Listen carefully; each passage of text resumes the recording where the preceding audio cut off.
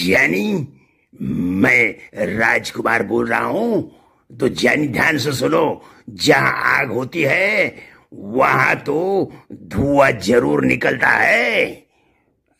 तर मी तेच बोलतोय निळू फुल्या तुम्हाला। बघत राहा पडद्यामागचं राजकारण। रत्नाकर औसेकर यूट्यूब चॅनल सादर करीत आहे पडद्यामागचं राजकारण, पडद्यामागचं राजकारण, पडद्यामागचं राजकारण। रत्नाकर औसेकर आवाजांचा बादशाह सादर करीत आहे। आणि मित्रांनो, संतोष देशमुखची हत्या जोपर्यंत या गुन्हेगारांना शिक्षा होत नाही,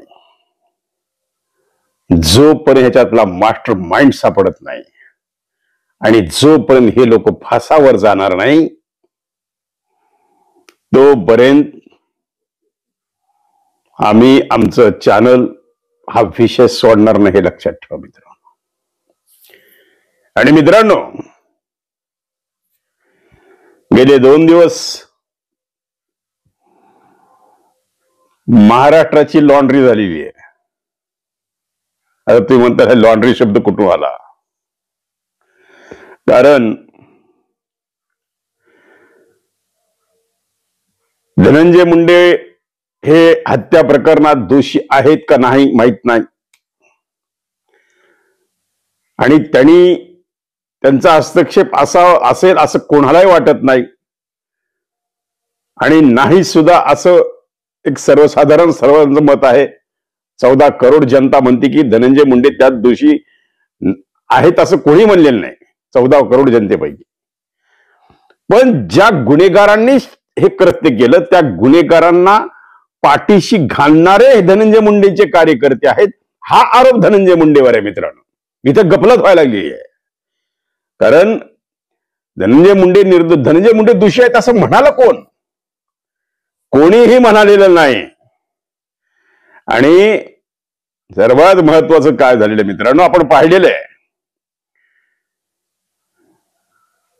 एक डाग, एक धब्बा, एक निशाण, कुठेतरी ह्याचं हत्येचं खापर, कुठेतरी यांचे कार्यकर्ते म्हणून हा ठपका, हा धनंजय मुंडेंच्या कपड्यात डाग पडलेला आहे। आणि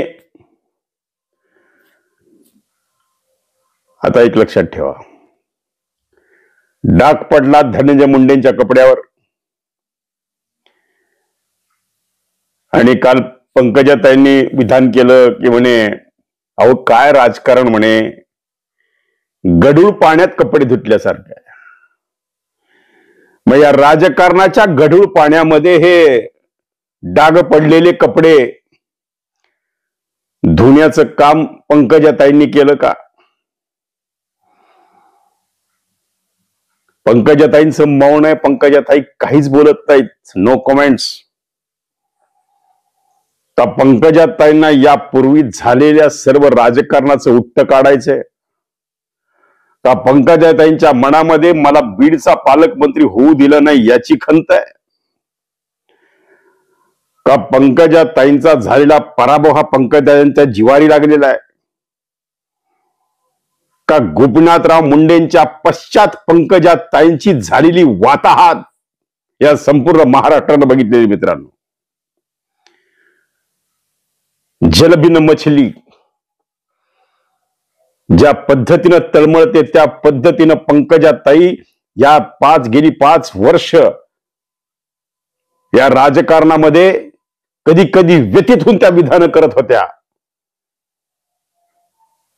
की मी लढवया, मी लढणार, माझ्यावर अन्याय होतोय। वारंवार त्यांना कित्येक वेळा तिकीट नाकारण्यात आली। पंकजाताईंचं खच्चीकरण देवेंद्र फडणवीस करतात का अशी शंका महाराष्ट्राच्या लोकांच्या मनामध्ये निर्माण झाली। त्या भाजप पंकजाताईंना टार्गेट करताय का? पंकजाताईंवर झालेले चिक्की घोटाळा, पंकजाताईंवर झालेला आरोप म्हणून कुठेतरी पंकजाताईंना शिक्षा म्हणून भारतीय जनता पार्टी कुठेतरी टार्गेट म्हणून पंकजाताईंना कॉर्नर केलंय का? अशी चर्चा या महाराष्ट्राच्या राजकारणात सुरू झाली मित्रांनो। आणि पंकजाताई वारंवार आपला क्रोध त्यांच्या गडाच्या भाषणाहून, त्यांच्या मेळाव्यातून, त्यांच्या उद्दिनेतून, म्हणजे पंकजाताई आता नॉर्मल ह्या आत्ता झाल्यात की ज्यावेळेस त्या विधान परिषदेवर आमदार म्हणून गेल्या आणि नंतर ज्यावेळेस त्यांना मंत्रिपद मिळालं, आता पंकजाताई कुल कुल कुल कुल कुल झालेल्या आहेत, कुल शांत झाले, म्हणजे त्यांचा आक्रमकपणा कमी झालेला आहे. आणि त्याच्यानंतर घटना घडली ही संतोष देशमुखच्या हत्येची, आणि वारंवार पत्रकार लोक हातामध्ये ती बूम घेऊन विचारतात, बोला तुमच्या काय प्रतिक्रिया, बोला तुमच्या काय प्रतिक्रिया. पंकजाताईंनी सांगितलं, अरे राजकारण हे गढूळ पाण्यात कपडे धुतल्यासारखं आहे बाबा, मी काय बोलू तुम्हाला. डाग धनंजय मुंडेंच्या कपड्यावर, गढूळ पाण्यात, राजकारणाच्या गढूळ पाण्यात कपडे धुतायत पंकजाताई. आता कपडे धुतले, आधी पडला डाग. वाल्मिक कराडच्या माध्यमातून, म्हणजे वाल्मिक कराडचे कार्यकर्ते ते सुदर्शन घुले हे त्यांचे संगनमत, म्हणजे वाल्मिक कराड सुद्धा त्यामध्ये आका आहेत का नाही हे अजून सूर्यदासांच्या भाषेत आका, पण तो आका आहे का नाही अजून सिद्ध झालेला नाही. त्यामुळे कदाचित वाल्मिक कराडला जामीन सुद्धा मिळेल. पण खरा आका कोण आहे तर आता आकात समोर आले दुसरा चेहरा, त्याचं नाव आहे सुदर्शन घुले, त्याचं नाव आहे विष्णू चाटे. विष्णू चाटेचा मोबाईल नंबर अजून सापडत नाही. कृष्ण आंधळे फरार आहे.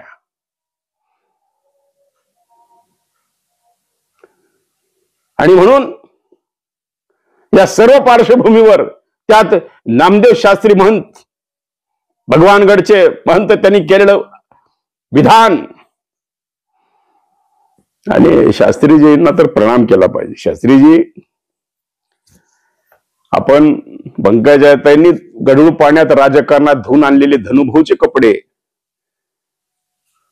आधी त्यांनी सांगितलं की स्वच्छेत म्हणले, त्याला काय अगदी छान धुतली पंकजाताईंनी, आणि पुन्हा त्या कपड्यांना इस्त्री करण्याचं काम जर कोणी केलं तर नामदेव शास्त्रींनी केलं. म्हणजे याचा अर्थ जरा समजून घ्या की त्यांनी अगोदर विधान एक केलं, नंतर त्यांची भूमिका दुसऱ्या दिवशी बदल, जास्त मीडिया ट्रोल व्हायला लागला. त्यांनी सांगितले की मीडिया ट्रोल का करतो, कारण मीडिया हा ज्ञानी नाही. ज्ञानाचं गुत्त काय फक्त या साधू संत महंतांनाच दिलेलं आहे का मित्रांनो?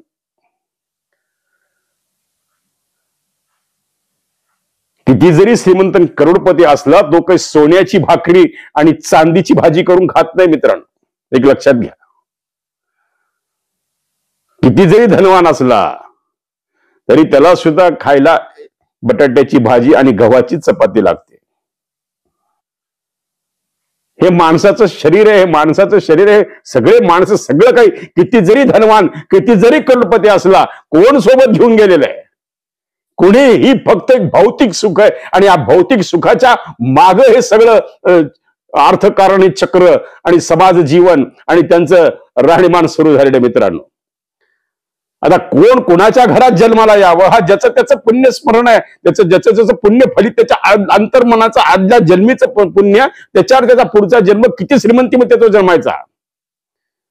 एक भाऊ एकदम करोडपती असतो, हेलिकॉप्टरमध्ये फिरतो, आणि एक भाऊ मोलमजुरीला शेतात जातो. हा त्याच्या कर्माचेही फळ आहे.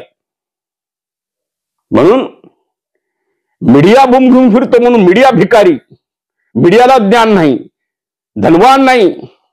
आणि ह्या मीडिया ह्या धनवानांच्या आणि ज्ञानी माणसांच्या पाठीची ट्रोल करतो. त्याचा आनंद शास्त्रींना झाला. त्यांनी सांगितलं मला आनंद झालेला आहे की ट्रोल व्हायला लागलो, कारण मी धनवान आहे, मी ज्ञानी आहे, आनंद आहे, पण अहंकार नको आहे. ज्ञान आणि संपत्ती याचा ज्यावेळेस अहंकार निर्माण होतो, त्यावेळेस कुठंतरी या साधू संत महंतांच्या भूमिकेबद्दल शंका निर्माण वारकरी संप्रदायांच्याच लोकांनी केलेले आहे. हे सुद्धा मी तुम्हाला व्हिडिओ दाखवले, म्हणून हा व्हिडिओ तुम्ही शेवटपर्यंत बघा मित्रांनो. अगोदर शास्त्री काय बोलले, संतोष देशमुखची मुलगी भेटायला गेल्यानंतर, धनंजय देशमुख भेटायला गेल्यानंतर त्यांना महंत काय बोलले, अगोदर त्यांनी काय बोललं होतं की गुन्हेगारांची मानसिकता ही मीडिया का दाखवत नाही.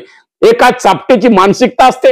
अरे तुम्ही 50 चापटा मारायच्या होत्या संतोष देशमुखला, पण त्याचा जीव घ्यायला नको होता. अपमानाचा बदला अपमानानं घ्या तुम्ही, आमचं काही म्हणणं नाही. त्यांना एक चापट मारली, तुम्ही त्याला 10 मारायच्या होत्या. त्याची धिंड काढायची, तरी कोणी काही म्हणलं नसतं. ठीक आहे बाबा, बदला घेतला, अपमानाचा बदला घेतला. पण ज्यावेळेस तुम्ही त्याला त्याच्या एक शरीरावर एक ठिकाण असं नाही की जिथं त्याच्या जखम नाही. त्याच्या मुलीनं काल व्याकुळ होऊन म्हणतं नामदेव शास्त्रींना सांगितलं की शास्त्रीजी, आम्हाला त्याच्या अस्थिमध्ये फक्त 3 हाडं मिळाली, एवढी हाडं तुटलेली. आणि धनंजय मुंडेंचं सलाईन मधून आलेलं रक्त बघून शास्त्री व्याकुळ झाले की त्यांना आता काय करावं काही समजत नव्हतं. असे म्हणत व्याकुळ होऊन म्हणले की मला ते रक्त पाहावं नाही. धनंजय मुंडेंच्या डोळ्यातले करुणाभाव मला पाहावाल नाही, म्हणून त्यांना करुणा निर्माण झाली आणि त्यांना एक ज्ञान झालं की धनंजय मुंडे एक खूप सोसले, खूप भोगले. हो महंतजी, धनंजय मुंडेंनी खूप यातना भोगल्यात, अत्यंत यातना भोगल्यात. सगळ्या महाराष्ट्राला समजतंय की काय चाललेलं आहे हे राजकारण. म्हणून मी जे म्हणलेलं आहे की डाग पडला धनंजय मुंडेंच्या कपड्यावर, राजकारणाच्या गढूळ पाण्यामध्ये धुतलं पंकजाताईंनी आणि आता स्वच्छ करून इस्त्रीला पाठवलं भगवानगडावर आणि तिथून मस्तपैकी आता इस्त्री करून ते वाळत घातलं फडणवीस साहेबांच्या वर्षा बंगल्यावर. आता त्या कपड्यांना मस्तपैकी एकनाथ शिंदे आणि अजितदादा स्टार्च करतील आणि चकचकीत करून पुन्हा पालकमंत्री पद धनंजय मुंडेला बहाल करतील आणि सन्मान त्यांचा जीसीबीनं फुलं उधळून या महाराष्ट्रात जयघोष आणि सत्कार होईल आणि सगळं काही शांत होईल आणि संतोष देशमुखचा आत्मा मात्र तडफडत राहील. लक्षात ठेवा मित्र,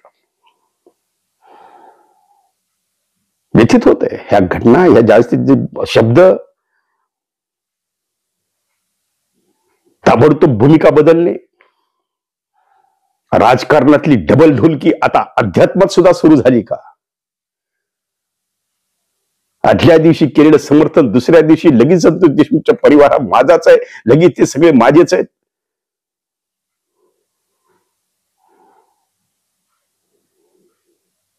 पुन्हा ह्याला जातीवादी रंग, संप्रदाय दुखावला, समाज दुखावला. समाज आला कुठे इथं? काल सुद्धा राजाभाऊ फडणे एका मुलाखतीमध्ये मी ऐकलेलं आहे की त्यांनी सांगितले की मॅक्झिमम खून हे वंजारी समाजाच्या माणसांचे झालेले. त्याच्यात मराठा वंजारी वाद आलाच कुठं? इथं ही वृत्ती, ही लढाई ही व्यक्तीच्या विरोधात नाही, तर ही लढाई प्रवृत्तीच्या विरोधात आहे मित्रांनो. आणि म्हणून या लढाईत महाराष्ट्रातल्या 14 करोड जनतेचा आता अस्मितेचा विषय झाला की संतोष देशमुखच्या हत्येच्या मारेकऱ्यांना शिक्षा कधी होणार.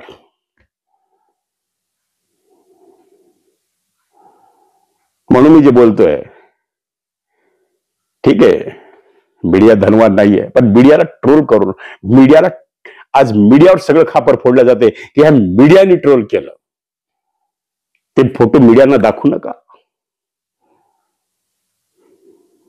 ते मीडियापासून दूर राहा, कॅमेऱ्यावाल्यावर बाहेर जा. काय चाललंय महाराष्ट्रामध्ये? म्हणून एक तर सर्वप्रथम असं आहे की साधू संत परंपरा यांनी ज्ञान देण्याचं काम करायचं, त्यांचा राजकारणाचा काही संबंध नाही. सर्वजण आता बघा, आमचे इंदुरीकर महाराज,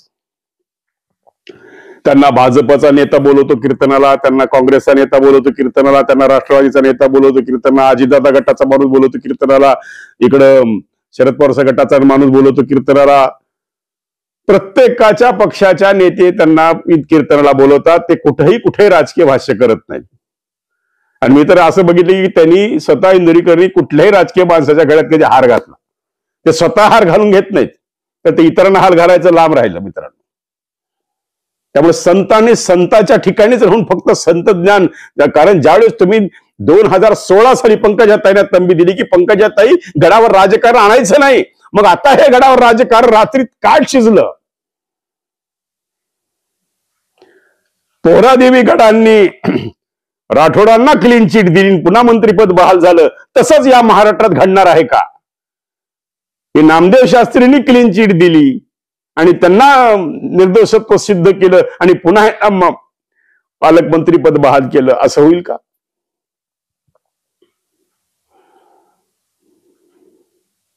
कारण न्याय व्यवस्था, विधानसभा, लोकसभा, संविधान, मग ह्या विधानसभेची गरज काय? जर आता महंतच निर्णय द्यायला लागले, जर सर्व हे साधू संतच जर सरकार चालवायला लागले, आणि कुठल्याही पुन्हा एखादा त्यांनी गुन्हेगार सिद्ध झालाय का नाही हा जो पुढचा विषय आहे, पण अगोदर त्याला क्लीन चिट देऊन मोकळं व्हायचं. म्हणून संतोष देशमुखची मुलगी वैभवी देशमुखांना ते सांगितले की आधी आमचं तुम्ही ऐकून घेऊन मग विधान करायला पाहिजे होतं. पण एक लक्षात घ्या, काल कुठंही महंतांनी म्हणलेलं नाही की मी दिलगिरी व्यक्त करतो, म्हणलेलं नाही म्हणणार, ते नाही म्हणणार. या मीडियावर त्यांनी दोष दिलेला आहे, आणि आमचं मीडिया पुन्हा सारखं त्यांच्या दारामध्ये पुन्हा ते पुन घेऊन जातात. यांना प्रसिद्धी कोण देतं? मीडियाच देतं. यांना मोठं कोण करतं? मीडियाच करतं. मीडियामध्ये एवढी ताकद आहे की मीडिया एखाद्या हिरवळीवरच्या माणसाला सिंहासनावर नेऊन बसवतो आणि सिंहासनावरच्या माणसाला हिरवळीवर आणून बसवतो. एवढी ताकद या लोकशाहीच्या तिसऱ्या आधारस्तंभामध्ये, त्याचं नाव आहे मीडिया, त्याचं नाव आहे लोकशाही. हा डॉक्टर बाबासाहेब आंबेडकरांनी संविधानामध्ये घटनेतला अधिकार दिलेला लोकशाहीचा. महंतांचं सुद्धा काल एक वाक्य मला जरूर पटलेलं आहे, त्याबद्दल मी त्याला धन्यवाद देतो. त्यांनी सांगितलं की ते माझं व्यक्तिगत स्वातंत्र्य होतं, ते माझं स्वातंत्र्य तुम्ही कसं हिरवून घेऊ शकता? होय, मी दिला पाठिंबा. काय करणार आहे तुम्ही? काय करणार आहे मीडिया? काहीच करू शकत नाही मीडिया. मित्रांनो, आता मी तुम्हाला जी व्हिडिओ दाखवणार आहे, व्हिडिओ तुम्ही शेवटपर्यंत बघा, आणि या व्हिडिओतून कशी डबल ढोलकी वाजलेली आहे, कशी भूमिका एका रात्रीत बदललेली आहे, हे तुम्हाला त्यांच्या वाक्यातून दिसायला लागेल. आणि वारकरी संप्रदायांचं काय मत आहे, या सर्व साधू संत महंतांनी राजकारणात यावं का, यावर एका वारकरी संप्रदायातल्या एका कीर्तनकारांनी, वारकरी संप्रदायाच्या कार्यकर्त्यांनी आपलं मनोगत काय व्यक्त केलंय, तो व्हिडिओ आता आपण बघूया. आणि मित्रांनो, तुम्ही ठरवा की मी जे बोललोय अनावधानाने डाग पडलेत का काय, का मुद्दाम पडलेत का काय, का यामागे खंडणीचं प्रकरण आहे, का यामध्ये इलेक्शन फंडचं प्रकरण आहे, का आवादा कंपनीला मागितल्या 2 कोटीच्या खंडणीचं प्रकरण आहे. या सगळ्यांचा उलगडा तुम्हाला झाल्याशिवाय राहणार नाही. आणि कुठंतरी हे सगळं प्रकरण दाबल्या जाऊन अजूनही शेवटपर्यंत शंका आहे की संतोष देशमुखच्या हत्यारांना शिक्षा होणार आहे का नाही. म्हणून या महाराष्ट्रातल्या 14 करोड जनता हे सगळं पाहायला लागली, व्याकुळ झाली. म्हणून तुम्ही तुमच्या कमेंट्स बॉक्समध्ये तुमच्या प्रतिक्रिया अवश्य नोंदवा मित्रांनो. मी तुमच्या प्रत्येक कमेंट्सचा आदर करायला लागलो. मी प्रत्येक कमेंट्स वाचतो आणि तुमच्या कमेंट्स मधून मला काहीतरी पुढची दिशा सापडते आहे, तुमच्या कमेंट्स मधून मला विषय सापडतोय. तुम्ही बिनधास्तपणे माझं नाही आवडलं सांगा, रत्नाकर दादा तुमचं चुकलं, मी माफी मागायला तयार आहे मित्रांनो. पण जर माझं सत्य असेल तर तुमच्या कमेंट जरूर लिहा आणि तुमचं मत नोंदवा की खरंच धनंजय मुंडेच्या कपड्यावर पडलेले डाग पंकजाताईंनी राजकारणाच्या गढूळ पाण्यात धुतले आणि नामदेव शास्त्रींनी त्याला इस्त्री करून वर्षा बंगल्यावर देवेंद्र फडणवीसच्या वाळत घातले, आणि आता त्याला स्टार्च करण्याचं काम अजितदादांनी एकनाथ शिंदे करून पुन्हा सन्मानानं पालकमंत्रीपदी विराजमान होणार. सन्माननीय माननीय मंत्री महोदय श्री धनंजय जी मुंडे साहेब. योग्य वाटलं तर लाईक करा, शेअर करा, सबस्क्राईब करा, बेल आयकॉन दाबा. आणि चला आता व्हिडिओ पाहूया. व्हिडिओ शेवटपर्यंत बघा मित्रांनो, मी तुमच्या लक्षात येईल की माझ्या बोलण्याचा अर्थ काय आहे. शेवटपर्यंत पाहावं लागेल. भेटूया उद्या नवीन विषय असं. कमेंट्स मात्र करा मित्रांनो, मी वाट बघतोय. मला तुमची एक कमेंट्स मला स्फूर्ती देऊन जाते, तुमची एक कमेंट. पण जरी मला कोणी ट्रोल जरी केलं तरी मी त्याला सन्मान म्हणून त्याचा स्वीकार करेल, कारण हा लोकशाहीतला अधिकार आपल्याला लोकशाहीला जपायचा आहे. पण पुन्हा एकदा सांगतो की मीडिया हा भिकारी नाही, मीडिया अज्ञानी नाही, हे मी वारंवार सांगतोय. त्यामुळं मीडियाला किती जरी टार्गेट केलं किंवा मीडियावर खापर फोडलं, शेवटके खापर मीडियावर फुटायला लागलेलं आहे, याचं कुठंतरी मनाला दुःख होतंय. भेटूया उद्या, पहा पुढचा व्हिडिओ. हे सगळ्यांना लक्षपूर्वक ऐका. ज्याला ह्या आरोपीची बाजू घ्यायची, त्यालाच फक्त जातीवादाचा अंश यायलाय. बाकी तर आम्ही दाखवलंय. दीपक काका आमच्या जिल्ह्याचे सुपुत्र आहेत. 1000 मुलींच्या पुढे ते अनाथ मुली तिथं सांभाळ करतात. दत्ता भाऊ आहे ते एच आय व्ही ग्रस्त म्हणजे शेकड्यावर मुलं तिथं सांभाळतात. विधवा महिला तिथं ज्या म्हणजे त्यांना कुणी आसरा देत नाही किंवा ज्यांचं काही कुणी नाही त्यांना सांभाळतात. म्हणून या आडून जर कुणी करत असेल तर ते खरे जातीवादी. त्यांना तिथं तुम्ही लगेच सांगा की तुम्ही ह्याची बाजू घ्यायचं काही कारण नाही. कारण का बऱ्याचशा गोष्टी हे सगळं पुढं जात असताना त्या सुद्धा आमच्याकडे आलेल्या आहेत. पण आम्ही शहानिशा केल्याशिवाय तुम्हाला बोलणं उचित नाही. बोला तुम्ही. तुम्हाला जे अन्नाचे फोटो आहेत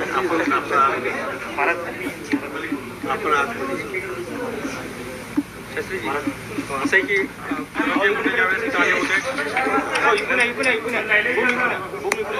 फक्त इकडे बघून बोला तसंच ना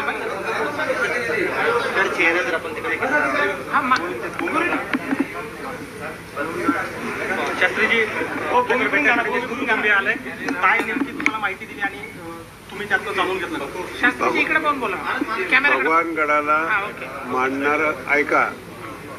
भगवानगडाला मांडणारं कुटुंब आहे. यापूर्वी ते भगवानगडावर येत होते. त्यांचे अनेक वेळाचे फोटो त्यांनी मला दाखवले आणि जे आरोपी आहेत त्यांची पार्श्वभूमी असणारे पुरावे त्यांनी या ठिकाणी दिलेले आहेत. ते अजूनही ते सांगतायत. पण याच्यामध्ये धनंजय यांचं म्हणणं असं आहे की याला जातीवाद न देता जे कोणी आरोपीची बाजू घेणारे ते खरे जातीवादी आहेत. आम्ही अजून काही बोलायचं असेल तर अजून 2 शब्द ते बोलतील. भगवानगड हा कायमस्वरूपी संतोष देशमुखच्या आणि धनंजयच्या पाठीमागं आहेत आणि सदैव राहील. त्यांनी हे सांगितलेलं की आम्ही गडाला मांडणारे गडाचे शिष्य आहोत. अनेक वेळा गडावरून येऊन गेलेलो आहोत. फक्त आज आरोपी जे आहेत त्यांची खरी पार्श्वभूमी काय आहेत, त्यांच्यावर किती गुन्हे आहेत हे दाखवण्यासाठी त्यांनी आरोपीचं गुन्हेगाराचं प्रमाण या ठिकाणी आणलेलं आहे. आणि संतोष अण्णांनी किती चांगलं काम केलेलं आहे, त्यांच्या ग्रामपंचायतीला किती पुरस्कार आहेत त्यांचं त्यांनी सर्टिफिकेट या ठिकाणी आणलेलं आहे. भगवानगड हा त्यांच्या पाठीमागं आहे. ते मूळचे बाबाचेच आहेत हे मला आज कळालेलं आहे. बाबाला मानणार आहेत आणि त्यांची जी जमीन आहे ती 3 पिढ्यापासून वंजारी कुटुंब करते. म्हणून जातीवाद न करता खऱ्या आरोपीला शिक्षा व्हावी हे या भगवानगडाच्या गादीवर माझं सांगणं आहे. याच्या अतिरिक्त जे काय आहे आम्ही बसून बोलू आणि त्यांना 2 घास खाऊ घालू, भगवान बाबाचा प्रसाद खाऊ घालू, जेणेकरून त्यांच्या आत्म्याला शांती मिळेल, मुलीला शांती मिळेल. तोपर्यंत आपण सगळ्यांनी लांब राहावं एवढंच माझं म्हणणं आहे. जर काही विचारायचं असेल तर धनंजय या ठिकाणी त्यांना बोलू द्या. मला महत्वाचा एक माझ्या मनातला प्रश्न विचारायचा आहे, म्हणजे मला बोलायचं आहे. शांत राहा. आता या आपल्या लढ्यामध्ये म्हणजे हा न्यायाचा लढा आहे. अतिशय क्रूररित्या ही हत्या झालेली आहे. याच्यात बाबा प्रत्येक क्षेत्रातलं माणूस आपल्याला, जसं की तुम्ही आता इथून संप्रदायाचं तुम्ही सांगितलं, तसंच राजकीय लोक याच्यात आहेत या न्यायाच्या भूमिकेत, सामाजिक आहेत, संप्रदायातले आहेत. तर ते जर कुठं न्यायाच्या भूमिकेत असले आणि त्यांना जर कुणी जातीवादी म्हणत असेल तर तो एक विषय चांगला गांभीर्यानं लक्षात घ्या. पहिल्या दिवसापासून आत्तापर्यंत विविध लोकप्रतिनिधी आहेत, जिल्ह्यातलेच नव्हे तर जिल्ह्याच्या बाहेरचे, अख्ख्या महाराष्ट्रातले सगळे लोकप्रतिनिधी, तुमची पोलीस यंत्रणा सगळी या न्यायाच्या भूमिकेत आहे आणि न्याय मागत आहे. तर त्याच्यामध्ये त्या लोकप्रतिनिधीला जर जातीवादी म्हणण्यात आलं तर मग न्यायाच्या दिशेने येणारे ते लोक परत येतील का न्यायाच्या भूमिकेत? नाहीत येणार. तर ती सुद्धा गांभीर्यानं दखल घेणं गरजेचं आहे. हे पहिल्या दिवसापासून आज 54 दिवसापर्यंत जे लोकप्रतिनिधी आहेत, जिल्ह्यातले नव्हे तर सगळ्या बाहेरचे, हे देशमुख कुटुंबियाच्या न्यायात आहेत. त्यांना देखील न्याय मागतायत, त्यांना देखील तुम्ही चुकीचं ठरवलं नाही पाहिजे अशी माझी विनंती आहे. 1-2 शब्द वैभवी बोलेन तुम्हाला. जातीवाद न करता सामाजिक सलोखा कायम राहावा यासाठी देशमुख कुटुंब आपल्या गडावर आलेलं आहे. काही बोल बाबा, आज तुम्ही महंत आहेत, महाराज आहेत, गुरु आहेत आमचे. म्हणजे तुमचा दर्जा खूप मोठा आहे. आज तुमच्या पुढे मी खूप लहान आहे. फक्त मला एवढं वाटतं की जसं तुम्ही म्हणलात, एका चापटीचं जर त्यांची मानसिकता तशी झाली आणि त्यांनी माझ्या वडिलांची हत्या केली. आज माझ्या वडिलांच्या अंगावर, आज आम्ही फक्त न्यूजला ऐकतो की त्यांच्या अंगावर इतके वार झालेत. त्यांची अशी एकही अवयव नाही आहे की तो शाबूत होता. त्यांचे जर आता मी घरीच ते ऐकलं की त्यांचे फक्त अस्थिमध्ये 3 हाडं निघत आहेत. तर म्हणजे आमची आज मानसिकता काय असेल ते ज्यांचे फोटो आहेत ते आम्ही आज सुद्धा बघू म्हणजे ते आम्हाला बघू वाटत नाहीये. त्याचं इतकं दुःख आहे. फक्त म्हणजे मला एवढं वाटतं की जे तुम्ही आमचे जे विचार होते किंवा माझ्या वडिलांची हत्या कशी झाली त्याचं मागचं कारण काय, ती घटना कशी, जशी मागाशी तुम्हाला चाचाने सांगितली, तेवढंच तुम्ही आमचं म्हणजे एकदा ऐकून घेतलं पाहिजे होतं आणि नंतर तुमचं जे वक्तव्य ते करायचं. काहीही बोललेलं नाही, मी तुमच्या पाठीमागे आहे.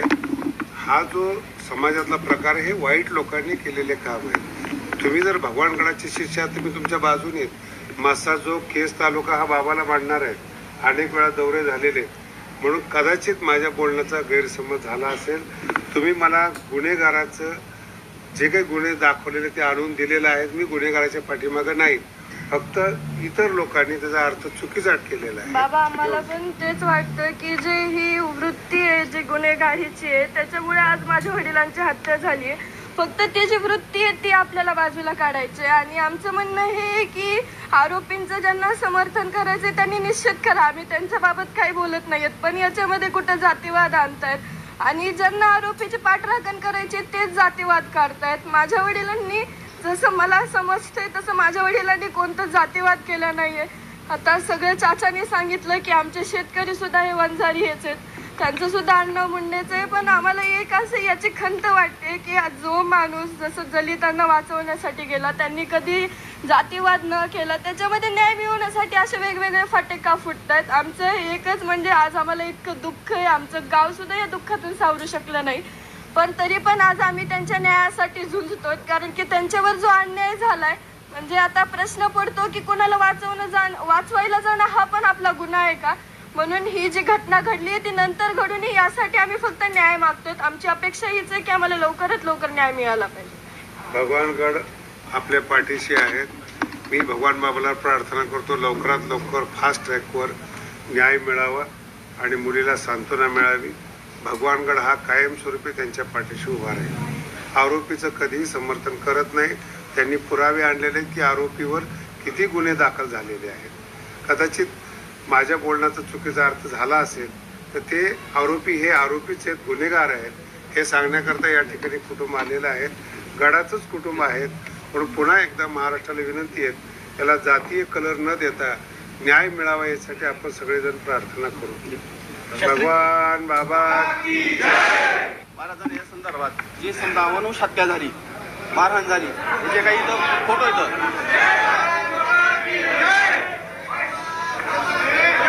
त्याच्यावरून फक्त एक तुम्ही लक्षात घ्या की फोटो बघितल्यानंतर तुमची नाही ह्यांना दाखवत नाही, मीडियाला दाखवत तुमच्याकडे सुपोर्ट करतो, तुम्ही पाहून घ्या. फक्त हे आम्ही कुणाकडेही देणार नाही. त्याच्यावरून म्हणजे ते आरोपीनं किती कशी माणूस हत्या केली हे तुमच्या लक्षात येईल आणि ह्या बाबतीत तुमची प्रतिक्रिया नंतर आम्हाला काय ते कळवा. त्याची गुन्हेगारी पार्श्वभूमी नसताना त्याला गुन्हेगार का ठरवतात असं मला जाणवतं, असं मला वाटतं. कारण की इतक्या वर्षापासून तो जवळ आहे, गोपीनाथरावांचा पुतण्या आहेत, सगळ्या नेत्याबरोबर तो राहिलेला आहे आणि त्याची पार्श्वभूमी ही गुन्हेगाराची नाहीच आहे.